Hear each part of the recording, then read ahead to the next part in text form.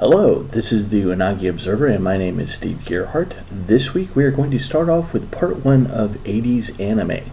During the course of the season I will be talking about a variety of vintage anime of the 1980s. Last season I did some anime from the 1970s, and if you would like to view those, please check out the links below or go to the 70s anime on this channel's playlist. As I said, I talked about anime in the 1970s last season. I included in the part 1 of that series how broadcast television worked and how it was instrumental for the introduction of anime to American television audiences. Anime in the 1980s exploded in America. The industry managed to build itself from the toehold it created by being broadcasted as kids shows on weekday mornings and right after school. So how did anime break out in the United States? The 80s certainly saw some technological media innovation that helped, but there was really just one innovation that actually did the trick. Many believe it to have been cable, but that wasn't it. This is not to say that cable didn't help, it absolutely did, but the anime industry did not fully take advantage of cable television until the 1990s. Maybe perhaps in the next season there will be a 90s anime series? Okay, back to the topic at hand. During the 80s, cable was starting to come into its own, but it was still at the mercy of broadcast media. Cable at that time wasn't 24/7, and remember, still no internet as we know it today, so no HBO Go or Roku or YouTube. Cable simply piggybacked on transmissions that broadcast media used, and then used an actual physical cable to send the programming to your home.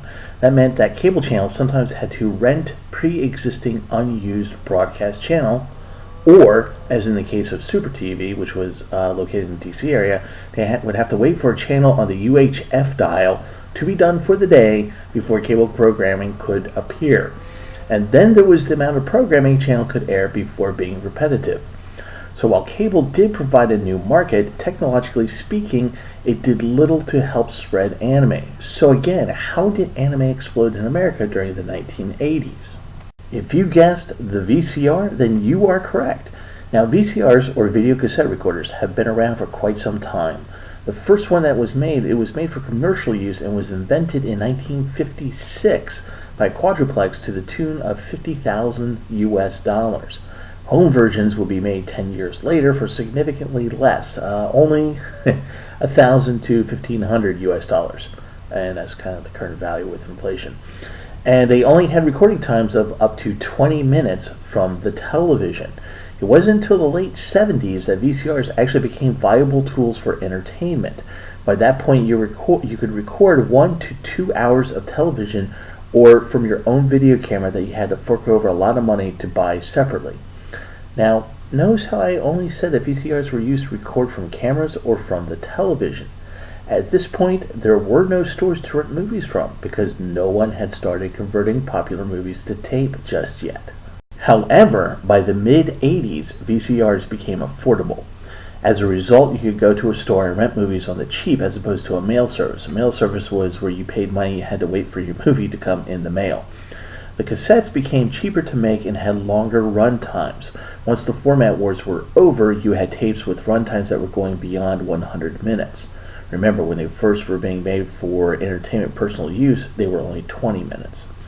Now, once producers in Japan saw how cheap the hardware and the tapes were becoming, they realized a new easy cheap market: video rentals. The video rental market started being flooded with anime by the mid-80s, which also meant something else. They weren't really bound by FCC rules. That meant that more violent, more adult anime could be seen. Remember, at this time, anime producers were very good at selling swag along with their anime, so as more kids and adults with cash started watching, a huge cash hole was created for those anime producers. It was also around this time that anime producers also realized something else. They didn't have to make an anime for television first, let it get popular, and then put it to tape for rental later. Once the production studios realized this is about the time you started to see OVAs, anime that were never meant to be broadcasted but to be sold or rented as tapes. While anime that were broadcasted in America tended to do a little better in rental sales, it was OVAs that people desired and eventually treated as collectibles. Because anime became a solid staple for the rental industry here in the United States, Some anime started reaching cult status. As a result, more anime movies started to be renting as well as OVA series. And towards the end of the 80s, movies like Grave of the Fireflies and Akira helped to usher in anime as a legitimate media form later in the 90s. Okay, now you have a background on how the anime's anime explosion happened. From here on out, for the rest of the 2017 season on the Unagi Observer, I will be reviewing 80s anime. To be honest, I haven't narrowed down the list just yet. There's so many good ones to talk about, but I will do the first one next week. I just haven't decided on what that one is going to be. Also next week, we're going to talk a little bit about trying again the Unagi Observer's first AMV contest. We're going to try and restart that. Okay, my name is Steve Gerhardt. This is the Unagi Observer, and as always, thank you so much for watching.